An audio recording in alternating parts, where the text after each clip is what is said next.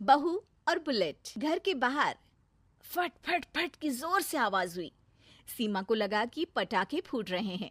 वो डर के मारे घर से बाहर निकली। देखा तो सामने योगेश यानी कि पतिदेव एक बुलेट बाइक पर बैठे हैं।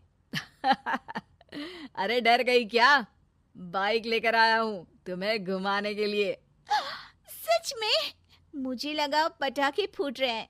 अरे पटाखे भी फूटेंगे और मिठाई भी बटेगी। माँ को तो बुलाओ। माँ भी बाहर आ जाती है। अरे योगेश बेटा, इतनी जल्दी आ गया? और ये गाड़ी किसकी है? साहब की है?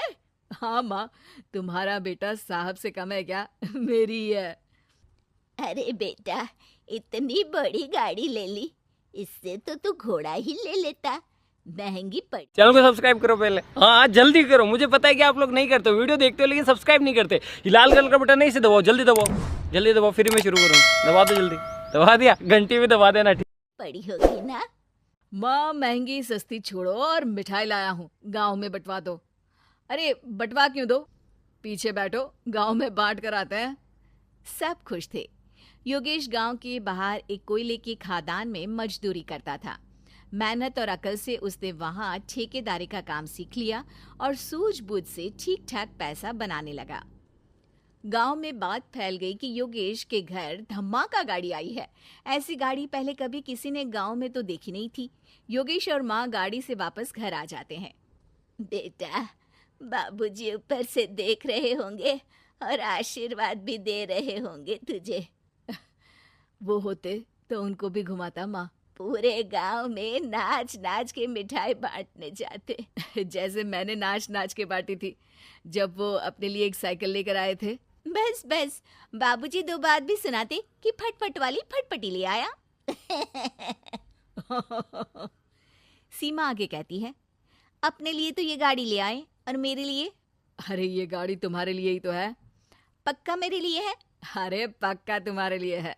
अगली सुबह जब योगेश सो रहा होता है तो उसे बाहर से गाड़ी की आवाज आती है। वो घबरा कर चिल्लाता है, चोर चोर, मेरी गाड़ी ले जा रहा है, चोर चोर।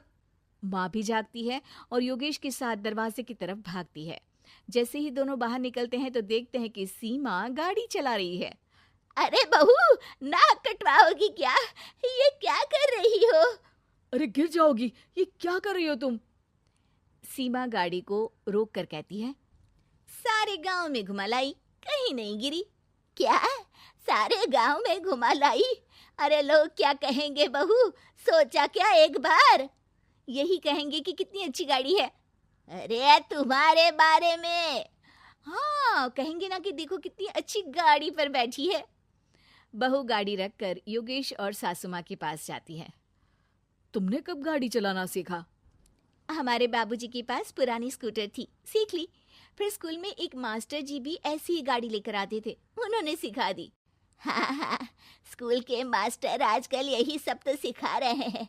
पढ़ाई का कुछ सिखाते तो कुछ भला होता।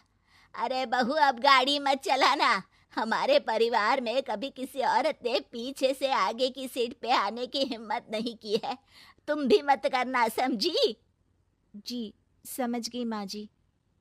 सीमा सास की बात सुनकर चुपचाप रसोई में जाकर उदास होकर खाना पकाने लगती है। सास सुबह सुबह मंदिर से पूजा करके लौट रही होती है। तभी उसे दो औरतें रोक लेती हैं और कहती हैं, अरे बहू को थोड़े अच्छे लक्षण भी सिखा दो। गाड़ी चलाने निकली थी, गांव की मर्यादा का कोई ख्याल नहीं है। वही तो। अरे पैसे आने लगे हैं तो क्या मतलब कि किसी रीति रिवाज को नहीं मानोगे? अरे समाज में रहना है तो समाज के ढंग से ही रहना पड़ता है। अरे लाज भी नहीं आई बहू को? चूल्हे चौके से निकलकर सीधे गाड़ी लेकर चौराहे चबूतरे नाप लिए, फट फट फट करते हुए। अरे कुछ कह देना उसे। अरे ये क्या कहेगी, बूढ़ी सास है, इनकी थोड़ी ना चलती होगी घर में। हाँ, बहू की ही चलती होगी, मर्जी भी और गाड़ी भी। सास सब सुनकर घर आती है और बहू को चिल्ला के बुलाती है, अरे नाक कटवा दी सबके सामने गाड़ी चलाकर। औरत जात गाड़ी नहीं चलाती। शहरों में तो 4 पहियों वाली गाड़ी भी चलाती हैं और हेलीकॉप्टर, हवाई जहाज भी। शहर में थोड़ी ना रहती हो मैडम साहिबा। आज के बाद गाड़ी से ही नहीं, यूं भी निकलना बंद तुम्हारा घर से। माँ सही कह रही है, कहीं भी जाना हो तो मुझे बता देना, मैं लेके चलूंगा। आज माँ को तुम्हारे कारण कितनी बातें सुननी पड़ी। इतना कहते हुए योगेश वहां से चला जाता है। बारिश की वजह से कारखाने के रोड पर कीचड़ रहता है, इसीलिए योगेश गाड़ी घर रख कर जाता है और किसी से लिफ्ट लेकर कारखाने पहुंचता है ताकि नई गाड़ी गंदी ना हो। लेकिन शाम को इतनी तेज बारिश होती है कि उसे वापस आने का कोई साधन ही नहीं मिलता। बारिश बढ़ती जाती है, रात के 11 बज जाते हैं। रास्ते में एक नदी का ब्रिज है, अगर उस पर पानी आ गया तो योगेश कारखाने में ही फंस जाएगा। पूरी रात भूखे प्यासे बितानी पड़ेगी। घना अंधेरा, बिजली की कड़कड़ाहट और तेज बारिश। राजेश डर भी रहा था, ठंड से कांप भी रहा था। तभी उसे रोड से आती हुई एक रोशनी दिखती है। वो देखता है कि उसके सामने एक बाइक आकर खड़ी हुई है। वो ऊपर वाले को धन्यवाद देकर उस बाइक वाले आदमी की तरफ बढ़ता है, पर पास जाकर देखता है तो भौचक्का रह जाता है। सीमा, तुम यहाँ इतनी बारिश में गाड़ी पर?